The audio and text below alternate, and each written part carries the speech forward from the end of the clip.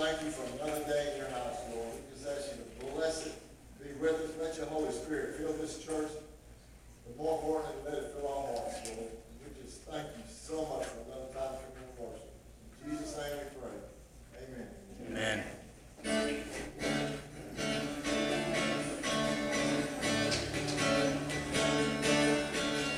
We can raise 1,000 voices just to lift your holy name. We will raise thousands more to sing in the beauty in this place.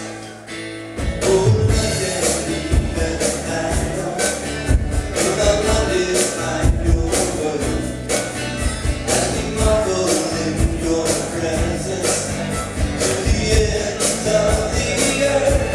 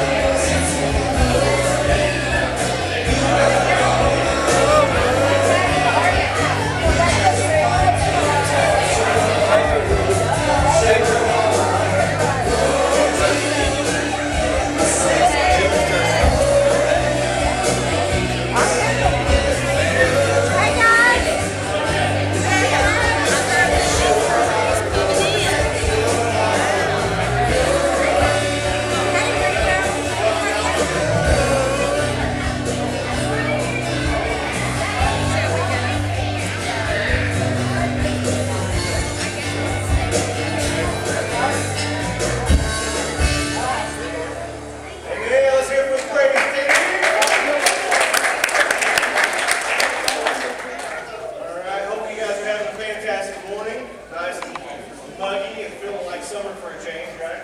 Now, I would ask you who's excited about school being back in, but I really don't want to cause an earthquake within the church from all the parents going, thank God! So I know that you guys are very excited about that, but welcome to Cornerstone this morning, and thanks everybody that got to come out yesterday. If you didn't get to be a part of that at Weaver Park yesterday, we will do it again. And man, just how absolutely incredible that was to see the people come. And what was so frustrating was that we were getting messages on social media because it had spread. People were like, do you have anything? It's like, well, it's 4 o'clock in the afternoon and we stopped at 2. So no. So maybe next time we'll be able to really get the word out. Maybe interact with these schools a little better too. So anyway, we're grateful for you guys this morning. Ushers, if you want to come on up, let's get rolling with our offering this morning. Of course, Chris, throw the text number up there. You don't mind. Don't forget, we're technological here at Cornerstone, so if you didn't bring any cash or check or anything, and you want to give online, or if you want to give through text, perfectly easy, simple, and secure as always. Take that number, save it in your phone. The thing that I'm trying to do is like whenever the paycheck goes in, is to just text immediately and do that 10% on the top. That makes a difference. Try to keep that mindset. So hopefully that'll work out for you a lot easier than having to carry cash around, because I definitely do not. Jamie, we're grateful for support. Sure. Let's pray. Dear Heavenly Father, we're so gracious and humble to come to your house today, Lord. What a beautiful day that the Lord has made, Lord. And I pray that each one of us here chooses to rejoice and be glad in you, Father, today. We pray that you'll take these tithes and offering this morning, Lord, that you've so richly and abundantly given us, Lord. It's just a small token back to you that we give, Lord. So use these. I pray that you use these for edification of your kingdom, Lord. Use it where you see fit, Lord. And you bless the gift and the giver today. In your holy and precious name. Amen.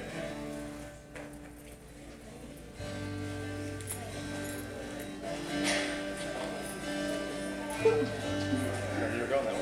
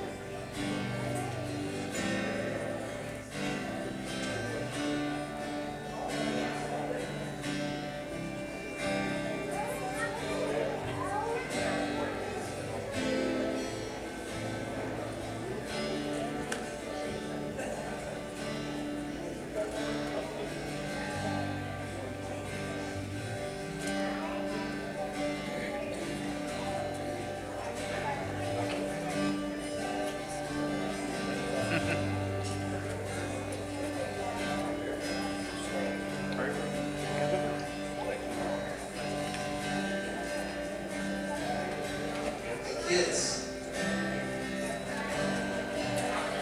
It's time.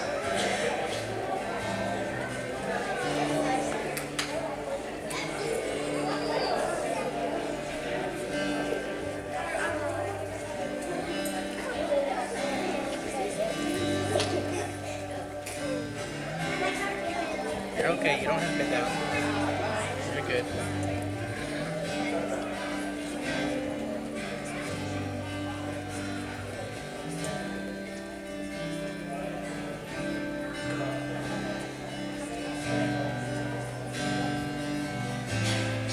That's a good decision, Marshall.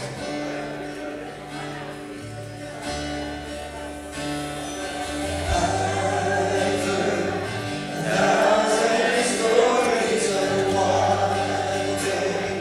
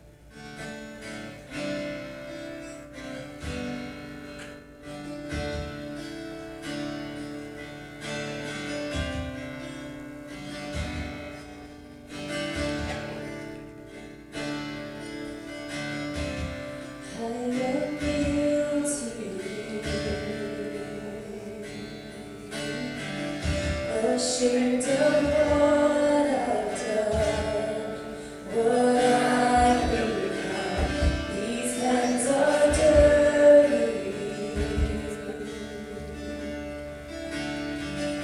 I dare not lift them up to the Holy One.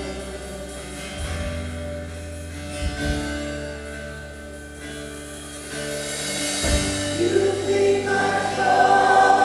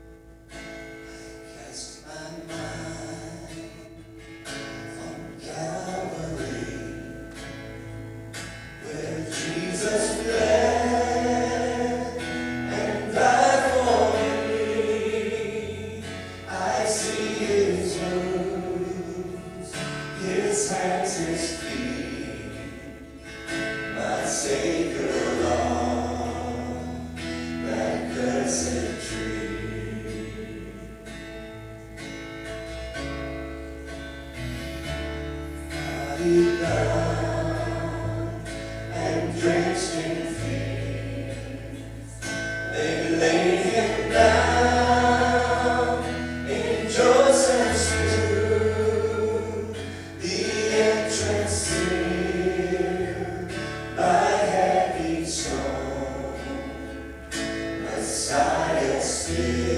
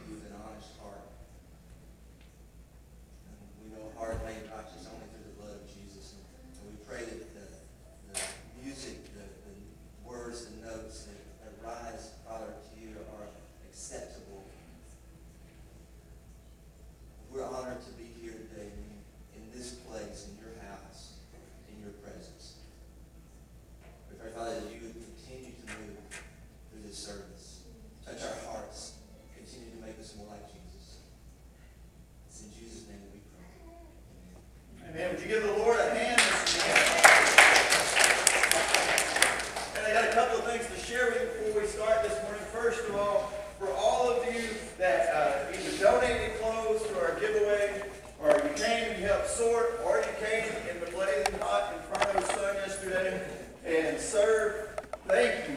Thank you so much. Give me something. We had 100% of our elders there, 100% of our staff, and a lot of our church body and volunteers there yesterday working. Praise the Lord.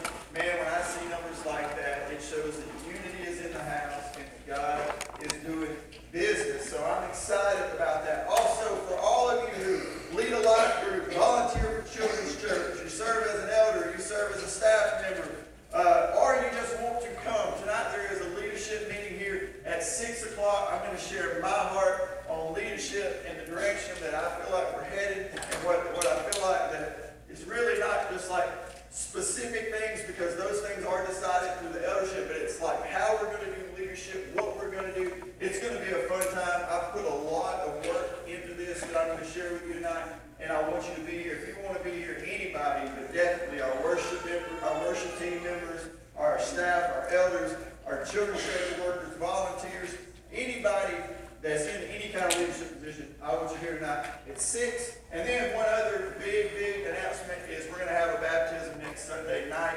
here. You say, how are we going to do that? Well, those details are a little gray.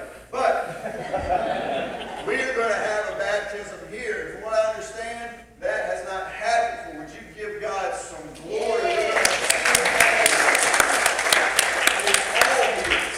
It is all His. We've got some details that we're working on, but it's going to be here. It's going to be at 6 o'clock, and I am excited about it. And if you want to be baptized, you let us know, and so that we'll be ready. I think there's about 5 or 6 people that will be baptized that night. I tell you what, church body, you need to be here for things like that. We're going to have a celebration service. If we're not about seeing people come to Christ, what are we about? I am ready to fill every seat we have with people in this community who need the Lord, and love on them and walk with them and carry them in this life on our shoulders if we have to Jesus. Amen? Amen. So let's get excited about what God's going to do. So today, what we're talking about is from death to life. And this is the story of so many. And we're talking about how God brings life in unexpected places. Unexpected places. God brings life. First of all, I want you to see is that Jesus is bringing the dead to life in certain places in our life. But let's roll through this. If you have your Bibles and you want to turn there, it is in Ezekiel chapter 37, and you can read along with me up here on the board. I want you to follow this passage. This is an eerie passage of Scripture. If you've never heard of the Valley of Dry Bones, this is a creepy kind of thing. I want you to capture that in your mind this morning. A valley full of skeleton bones. We're not talking about an old deer carcass that your dog drove up. We're talking about people's bodies that are lying there. You can see the bones down there at the bottom. That's the kind of place that we're talking about here. I just want to make sure that we're not reading the Bible like a fantasy story this morning, but we're realizing that this is real. This is something that really occurred, and this was a real place. And it says, the hand of the Lord was on me, and He brought me out by the Spirit of the Lord. I like that already. And set me in the middle of a valley, and it was full of bones. And He led me back and forth among them. And I saw a great many bones on the floor of the valley, bones that were very dry. And He asked me, Son of man, can these bones live? And I said, Sovereign Lord, You alone know. And then He said to me, prophesy to these bones and say to them, dry bones, hear the word of the Lord. And this is what the sovereign Lord said to these bones. I will make breath enter you, and you will come to life. I will attach tendons to you, and make flesh come upon you, and cover you with skin. And I will put breath in you, and you will come to life. Then you will know that I am the Lord. So I prophesied as I was commanded. And as I was prophesying, there was a noise, a rattling sound, and the bones came together, bone to bone. Let's just stop right there. You get what's going on here. You're in this valley.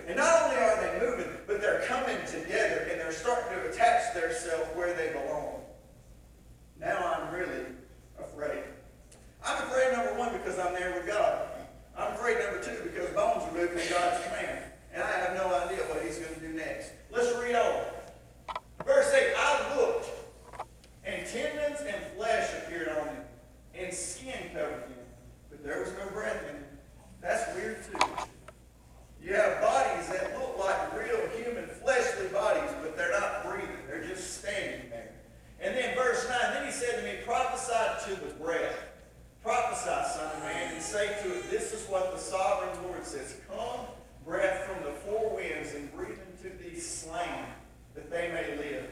So I prophesied as he commanded me, and breath entered them, and they came to life, and they stood up on their feet, a vast army. Then he said, Son of man, these bones are the people of Israel. They say our bones are dried up, and our hope is gone. We are cut off. Therefore prophesy and say to them, this is what the sovereign Lord says. My people, I'm going to open your graves and bring you up from them, and I will bring you back to the land of Israel. Then you, my people, will know that I am the Lord when I open your graves and bring you up from them. And I will put my spirit in you, and you will live, and I will settle in your own land. And then you will know that the Lord has spoken, and I have done it, declares the Lord. We're talking about bringing life from dead places. There's no other place that's dead than a valley of dry bones this morning. See, what's interesting too about Ezekiel is God didn't just do it. God could have just said, bones come to life, take flesh, and start to breathe. But he didn't do it that way. God said, you, Ezekiel, you speak to the bones. You prophesy to the bones. And did it happen then? No. It didn't even happen then when God told it to. It happened when Ezekiel was obedient to the voice of God. Come on now. When we're obedient to the voice of God, then all of a sudden natural things will stop happening and supernatural things will begin to occur. See, we got a lot of people walking around that don't walk around in the power that God can bring them if they would simply be obedient. Notice how the passage starts. It says, the hand of the Lord was on me, and he brought me out by the Spirit of the Lord, and he set me in the valley that was full of bones. Ezekiel was brought to this place of death, and the bones are dry, and they've been dead for a long time, and it's not the kind of place that you expect life to come out of, or life to even be found. And what does it do? Immediately when I'm reading this, all of a sudden this other passage of Scripture comes to mind. Psalm 23:4. Yea, though I walk through the valley of the shadow of death, I will fear no evil, for thou art with me. Thy rod and thy staff, they comfort me. And what I'm saying is God is going to take you out of the place of the living to the place of the dead to bring what's dead back to life. That's what we're here to do. And I'm not going to get ahead of myself too much, but Jesus said he was the resurrection and the life. He didn't say I have resurrection and I have life. He said I am that. So if we take it with us, what does that mean? It means that I take resurrection power and I take life power for me. And I go into places that other people have declared dead. And I say, rise in the name of the Lord. And those things which are dead, they come to life. So if you're praying for your children, keep on praying. Because those places aren't dead yet. But when I read this passage, like I said, it instantly, this came to mind is that in the middle of death, God is there.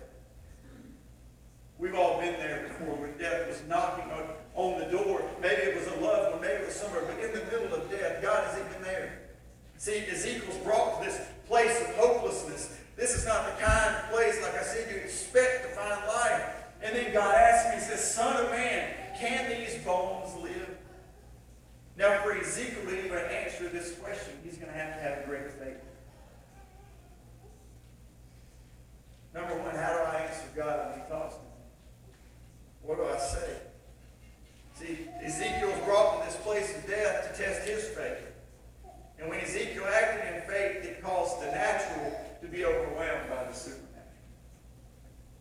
When he acted in faith. When he stepped out and he said, okay, God asked me, can these bones live? What am I going to say? And I say, only you know God. And then he says, prophesy. In other words, you need to take and put action to what you say you believe. You need to take action and put to what you say. Because it's easy to say, only you know God if these bones can live. But God's saying to them, now I need you to prophesy to them. In other words, I need you to do something. We've went from noun to verb. Prophesy. And then when does life come? When he acts upon what God has told him. When he's acting upon what God has told him. See, when we act in obedience to the voice of God, just begin to live, but life begins to live around us. That's what I'm talking about, death to life. We're operating in obedience to God, so all of a sudden now life is living around us. And imagine how creepy a graveyard is, but this is even worse than that. And how many people do you know right now that are dead? They're dead in their sins. They're dead in their life. Their whole life is a dead end. And God wants to change that at this moment. You pass by them every day, possibly even thinking to yourself, this person was just a lost cause. Have you been there? Where you looked at somebody and you said, never. They will never receive the Lord. Their heart is not ready. They're just vile. They're nasty people. They don't love anything but themselves. And we look at them and we say, there's no way. Well, these are the dead places in life. And maybe God's calling you to leave the live places in life where we're gathered around believers to go to the dead places where these people live in order that He might change their circumstance through you by your obedience. Because see, the supernatural power is not for you to provide, it's for Him to provide. It's yours to be obedient to go. But you can't raise things from the dead when you're nowhere near them. It's death to life. See, the reality is the bones of the valley of dry bones didn't begin to have life until Ezekiel acted in faith. So maybe all of those around you that you've written off as a lost cause just simply need you to start believing and acting in faith. I'm sure when Ezekiel was standing amidst those bones, he never thought for a minute they were about to come back to life. He never thought for a minute that they would actually stand up and breathe again. He never thought for a minute all of a sudden flesh would appear and things would come. And these people that we say, oh, they're a lost cause, I don't know about them, they're dead over there, they're dead in their sin, they're walking around. Maybe God just needs you to start believing and then start operating in faith. And then walking over to the places where you said, man, I don't really want to go over there. Because that person, he's just vile. He's just he's hard to deal with. He hates Christianity. Everything about him says he hates Christianity. But maybe that's where he's been brought so that he can be exposed to you who has something that he needs. But if we don't go to the places that are dead, who's going to bring them back to life? See, let's look again. What has happened? When Ezekiel acted in faith, what was hopeless and dead came to life. And then he prophesied, and breath came back to their bodies. And then suddenly it says, he was surrounded by a vast army, a large army. So let's look at that again to the people that's around us. We're going to the dead people. We witnessed to them. They received Jesus. They were dead in their sin.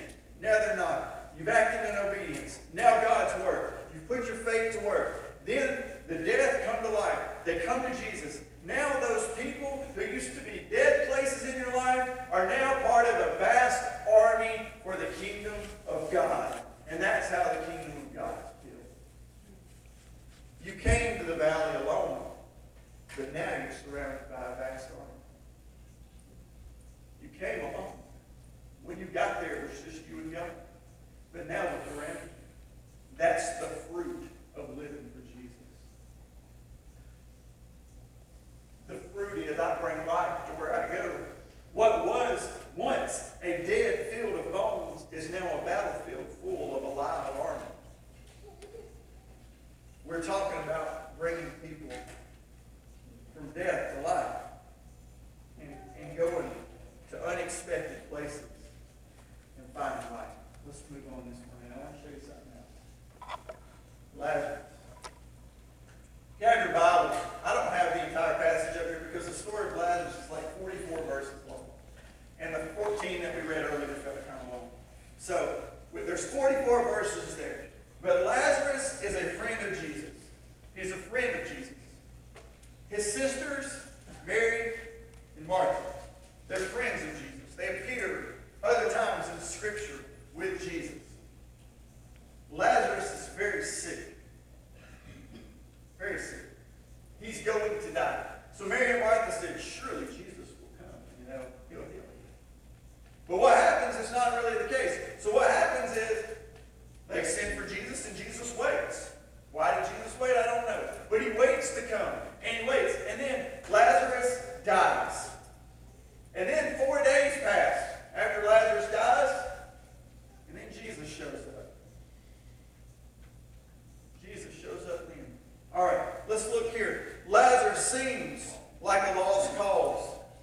those who love Jesus the most, even his sisters, have put him in the grave, and they think that there's no hope for Lazarus. And they know Jesus. They've seen him heal people. But death seems so final. It seems like the final word. It seems like that's all there is because all we know is living. And so when death comes, it's like, oh, this is just a blow. Why didn't you come, Jesus? And Mary and Martha have called Jesus to come to Lazarus. He's been sick, but now death has arrived. Now I want you to look here. Let's go back. Sorry. Now a man named Lazarus was sick, and he was from Bethany, the village of Mary and her sister Martha. This Mary, whose brother Lazarus now lay sick, was the same one who poured perfume on the Lord and wiped his feet with her hair. See, we know who the Mary is. Do you understand who the Martha is? If we were to look at Luke chapter 10, the story is that Jesus is coming and Martha has opened her house to Jesus. She's got the house open and she's busy working. How many of you here say, I'm task-oriented? Me too. Task-oriented people mess up relationships sometimes, okay? Because we're task-driven. We have our checklist, we have our things we want to do. And Martha is up and she is working. Why? Because Jesus is coming. I'm probably working too. I'm getting it clean. I'm getting the food prepared. But then Mary, as soon as Jesus arrives, Mary is distracted. She's down over here. She's kind of tending to Jesus. And she's loving on Jesus. And then Martha goes, what does she do? She goes up and she says, Jesus, ask Mary to come do some work. I'm killing it over here. I am working myself to death. I have done sweating. And this is what Jesus says about it.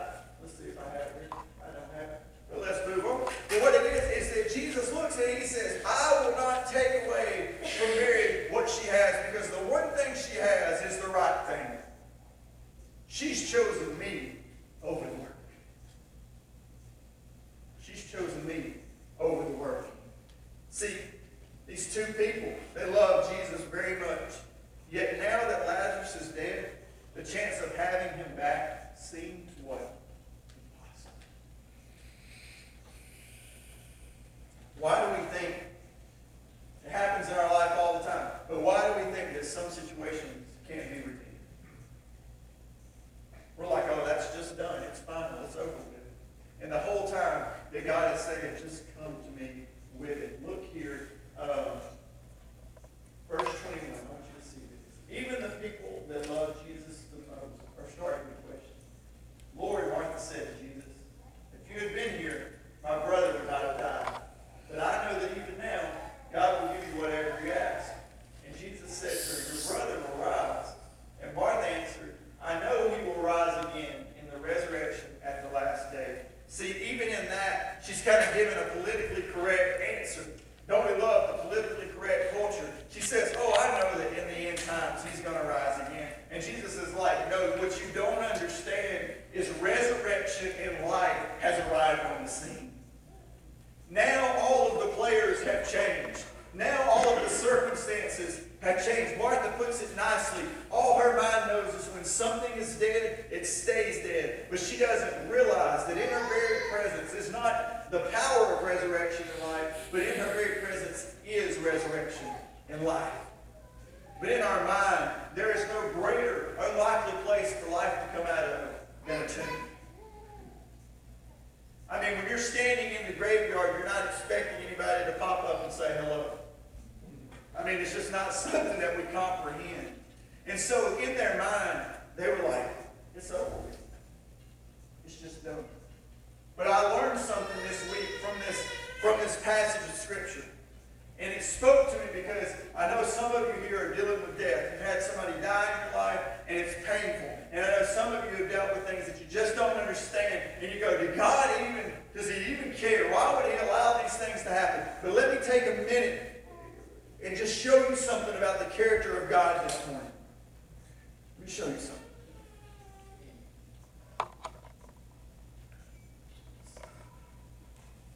Verse 32, chapter 11.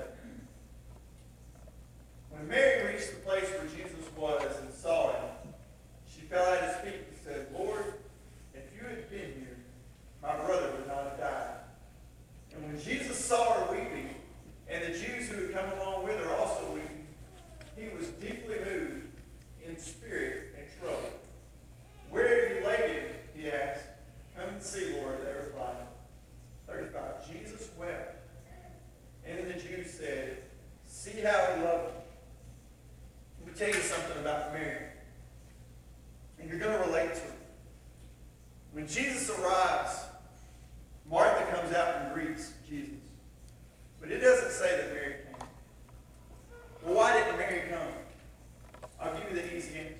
she was mad.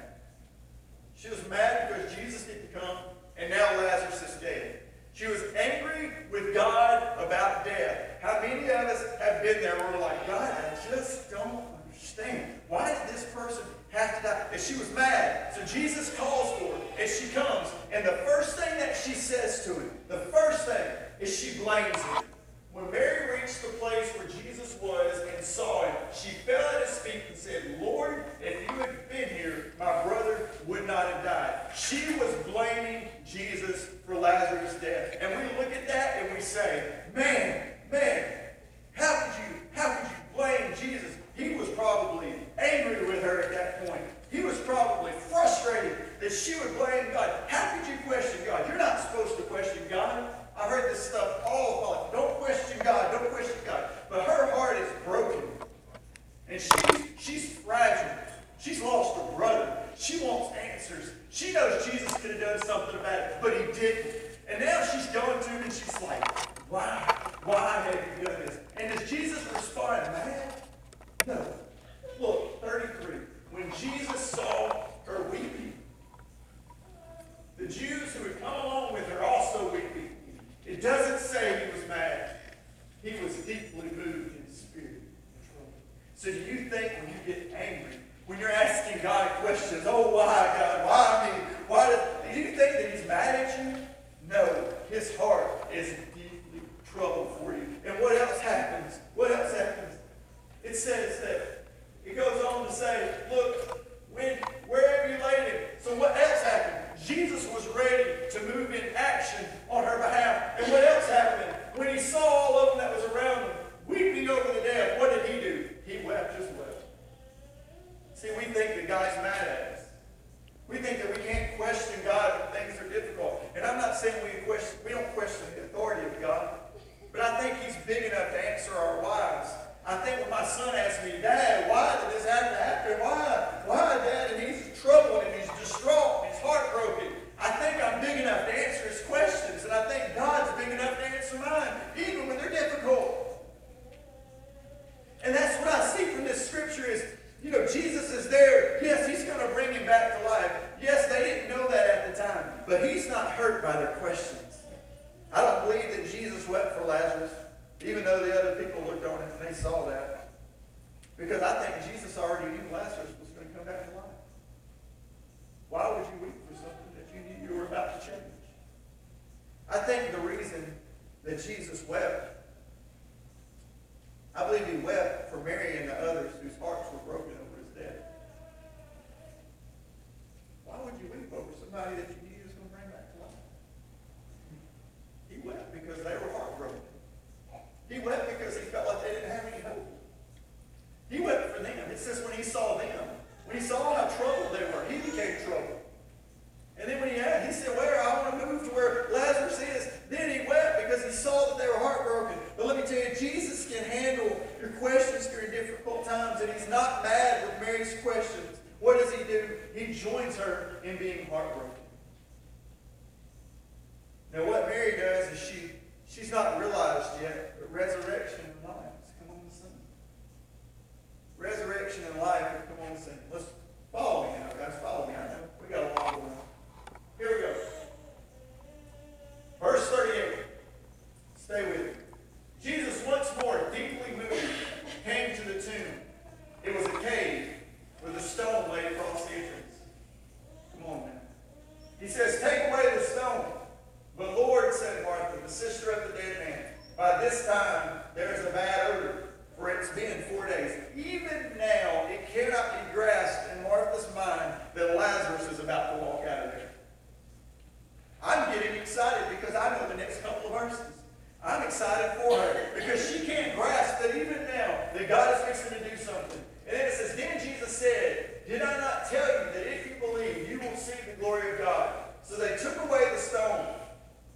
Look, they were obedient. They took away the stone. Then Jesus looked up and said, Father, I thank you that you heard me. I knew that you always hear me. But I said this for the benefit of the people standing here, that they may believe you sent me. And when he said this, Jesus called in a loud voice, Lazarus, come out. The dead man came out on his hands and feet, wrapped with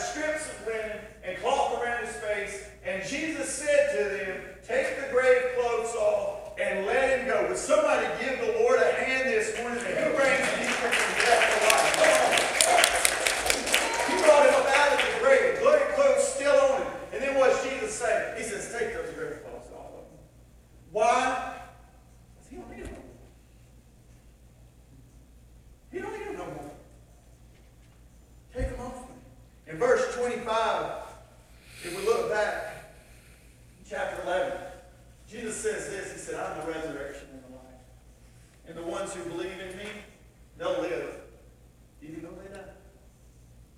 I'm the resurrection and the life. I don't carry those powers. I am those powers. I'm not a verb. I'm a noun. This is who I am. Death cannot exist where life is. Jesus had authority over death long before he ever came out of his own grave. Him coming out of his grave was just the stamp. It's done. It's finished. But when you can speak to death and a man rises out of the grave who's been there 4 days and walks on out, you have authority over death already. Why? Because he's the resurrection and the life. And in life, there can't be any death. And in life, there can't be any darkness. And that's just who he is. Maybe in your life right now, I don't know. But sometimes it's necessary to go to dead places in order to bring it back to life. Maybe in your life right now, there are some things that are dead. But you got resurrection and life waiting on you. See, the beauty of resurrection is once you've been brought from death to life, there's no reason to cling to it any longer. You can quit speaking. You can't quit speaking life. You need to speak life even when the situation looks dead. You need to speak life as though death must listen, just like Jesus did. He walked up to a tomb. Everybody said it's dead. It's hopeless. It's in despair. Everything pointed to the negative. And Jesus was about to bring about the positive. Everything pointed that it was over, that it was finished. And then he walks right up to death. He walks right up to hopelessness and brings about hope and life. And Jesus commanded Lazarus to come out of the tomb. And like I said, after he comes out of the tomb, what's he say? Take those gray clothes off of him. Take them off of him. See, once someone is alive, there's no need to cling to that identity of death. And a lot of you, you were dead to your sin. You were dead. You weren't living for the Lord. You weren't doing anything. Some of you may be still dead in your sin. But what I'm telling you is once that you were brought to life, you don't even have to identify with death anymore. Because now you identify with resurrection and life. And that's who you are. And if you hear anything else, you got to start speaking to those things in your life and tell them that they don't belong there anymore because your words have power to dictate the direction that you're going. If you say you're a failure, you'll be a failure. But if you say you have life and you have power, you'll have life and have power. I think that's what they were talking about when they said, may the words of the mouth and the meditations of my heart be pleasing to you, O God. May they be pleasing to you, and may they direct my steps. Also, if we look forward, we saw the Valley of Dry Bones. We saw the tomb of Lazarus. But let's look at one more place. How about Jesus himself?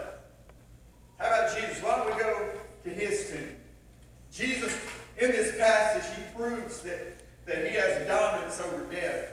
What do I mean? Jesus, number one, he's buried in a borrowed tomb. Why is it a borrowed tomb? Because he wanted to prove to us that death wasn't final. He didn't need it longer than that. It was borrowed for two reasons. Number one, the tomb didn't belong to him. It belonged to Joseph of Arimathea. We're going to see that passage in just a second. The second reason it was a borrowed tomb is because he wasn't planning on staying very long. Look here. Matthew 27, starting with verse 57. Now when evening had come, there came a rich man from Arimathea named Joseph, who himself had become a disciple of Jesus. And this man went to Pilate, and he asked for the body of Jesus.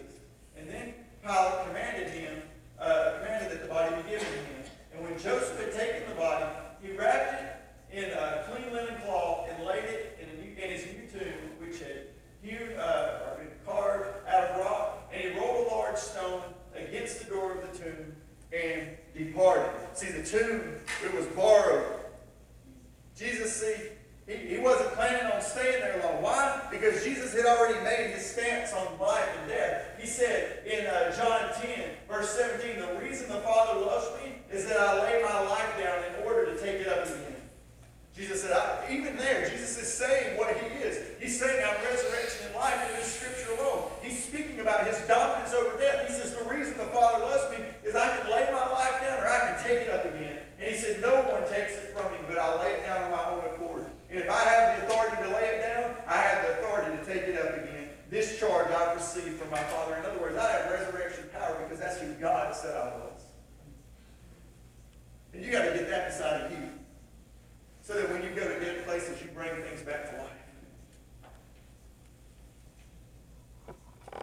they came to the tomb. You know, Jesus is in the tomb. He's laid in the tomb. He's there for 3 days. And after 3 days, of course, we know he rises again. But not everybody had known yet. In in Luke chapter 24, we're fixing to see an illustration where they've come to the tomb. And what did they expect at a tomb? Death. Right? You go to a graveyard, what do you expect? You don't expect a party. You expect death. So they came, and they were expecting death. And I'm about to wrap this up and roll on. But what I want to show you here, Luke chapter 24, because this is going to tie it all together for you about death to life and what's going to happen here. Look here. Luke chapter 24, verse 2. They found the stone rolled away from the tomb. But when they entered, they did not find the body of the Lord Jesus. And while they were wondering about this, suddenly 2 men in clothes that gleamed like lightning stood beside them. I don't know what clothes that gleam like lightning look like. I'm sure they're pretty flashy. And it says, so these men are standing beside him. And this is the scripture I want you to leave with today. In their fright, the women bowed down with their faces to the ground. But the men said to them, why do you look for the living among the dead? Why are you here looking for the living in the place that's dead? The Jesus that you're looking for has risen and he is gone. He is no longer here. And what am I telling you this morning? It is what we're doing. We're getting our life occupied with things that are dead, things that distract us from God, things that tear us down, negative images of ourselves, things that are temporal. Everything that's temporal, we want to fill our life up with. Give me wealth, give me fame, give me all of these things, and they're temporal. They're things that are dead. And why are we going to things that are dead, looking for fulfillment, when we need to go to life? We're looking for the dead. We're looking for the living among the dead. We're trying to fill our lives with things that have an expiration date, things that please our flesh but lead to death. We seek comfort and joy in obtaining possessions and experiences, yet your heart is still empty, you're still lonely, and you're still broken. And you're looking for life in dead places. Jesus said this. He said, I am the way, the truth, and the life. And no one comes to the Father except through me. I am the way. Not I know the way. Not I can show you the way. He said, I'm the way. I'm truth. And I'm life. And why would you go to dead places to look for life when it's right here? Would you stand with me this morning? Jesus wants to bring you from death to life. A life lived only for your own glory is a life that is looking for living things in dead places. Let me tell you something else. You may have dead spots in your life right now, like your marriage. Maybe your marriage is dead. Maybe your marriage needs a touch from God. Maybe you need, in your marriage right now, you need God to do something, because if not, it's going to evaporate and it's going to be gone. And you need guidance there. I'm telling you, any part of my life where things aren't going right, I say, God, show me how to be whatever it is I need to be to make up for this. How do I be a better father? How do I be a better husband? And you know what I'm seeking this year in my life? 100% obedience to God. I don't want to be slack. So what do I want to do? I want to take life and I want to go to dead places. Not go to dead places looking for life. So if I go to my marriage, I'm going to speak life into my marriage. If I go to my children, I'm going to speak life into my children. If I go somewhere else, I'm going to speak life in that. And I'm going to bring life to dead places and make those dead places come alive, instead of taking my life to a dead place and letting my life die. Close your eyes with me this morning as we give an invitation. God, we want to be an example, Lord. We want to see your glory this morning, God. Lord, I pray this morning, if there's anyone in here, that's them, that God, that you would speak, God, and you would move on our behalf, God, this morning. And if there's someone here this morning that knows in their life right now, they've got some things that are dragging them to the grave, that they'll listen this morning and be obedient. Lord, we love you, Lord, thank you. With all heads bowed.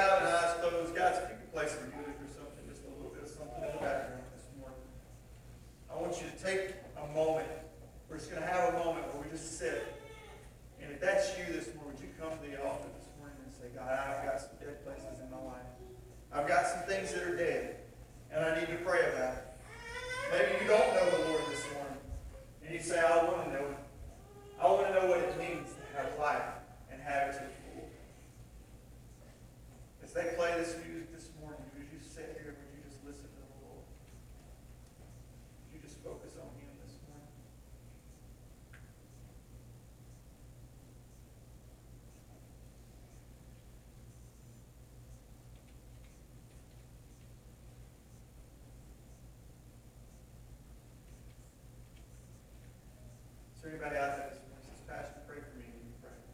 I'm just going through some things and I need God to work. Is there anybody just raise your hand up and down? I'll just lift you up this morning. Yeah. Let's pray. God, we love you and we thank you, God, this morning, God. You got a message for us, God. And I pray that you would move still in our hearts, God. And God, that you would get all the glory today, God. And we praise you and we thank you for all that you're doing. Work in us today, Lord. And move in miraculous ways, God. In your name I pray. Chris, you can flip on to the next screen. We're going to take communion this morning. I want to give you a little bit about communion, what it's about. It says that communion is for the believer. Communion is for those who profess to know Christ. And we're supposed to examine ourselves before taking communion. So I ask even now as we're here this morning that you take a moment to examine your heart. See, communion is not something that's taken lightly. And it even speaks in the Bible that if you're living in sin and you're not repentant, that you shouldn't take communion. Because it's special to God. Communion is not an obligation. It's a celebration. It's not an obligation. It's not something that we have to do. But it's a celebration of what God has done. Communion celebrates the gospel. See, Jesus was broken for us so that we could be fixed by him. Celebrating communion marks the story of Jesus and how he gave himself completely to give us a better life. And you start in a fresh relationship with God. And it's not about a ritual to revere, but it's about a person to worship. Jesus is less concerned a lot of times about our method of celebrating communion and more concerned that we just celebrate it. And God's done some mighty works. And I think it's something that we should celebrate. As often as we remember Jesus, it says we should celebrate Jesus. And communion is important finally because it's a command to remember. And Jesus wants us to remember every time that we taste the bread and the juice. And even when we sit at tables in our homes, that he is the one who provides all we need. And he gives us the physical food that we need to survive and the spiritual nourishment that we need to keep taking our next steps with him. I'm going to ask those who are going to serve communion this morning if you'd come forward at this time. The way it's going to work this morning is, Chris, can you move on to the next thing, please? You won't let me do anything. So. But what I want you to do this morning as we take communion, some of the kids are coming in. Yeah, kids, come on in. Is we're going to start with the front row. Everybody's going to exit this way. They're going to come by. They're going to receive communion, and then go back out to the other side and filter back in. That way we're this way and out, this way and out. That way everybody's not stepping on one another this morning. And then once everybody has received communion and has it, we'll take communion together. Okay?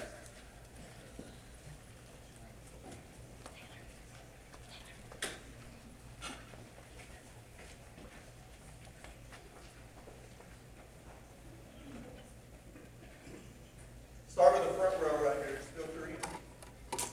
Down through. And then back out to the other side. I want you to think about that symbol. It's the cross. And there's Jesus who's done no wrong. And he's nailed to that cross and he's taking on a beating that was reserved for us. A beating that should have been mine. He decided to take upon his back so that all of us could be saved. He doesn't want anybody to perish, but that everybody can have life. Think about him. Think about the price that he paid this morning.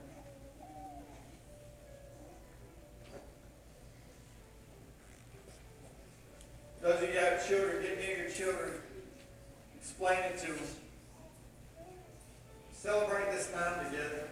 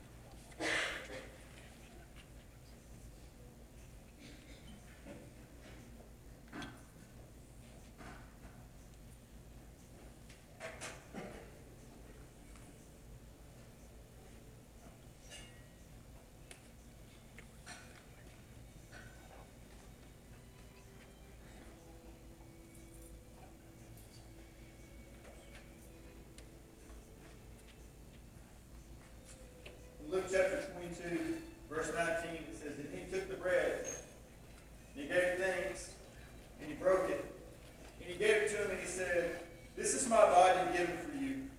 Do this in remembrance of me. Would you take this morning, would you break it? And would you eat? And when you do, think on him, and think how his body was broken for us, and how he willingly laid his life down for us, and how much he loved us and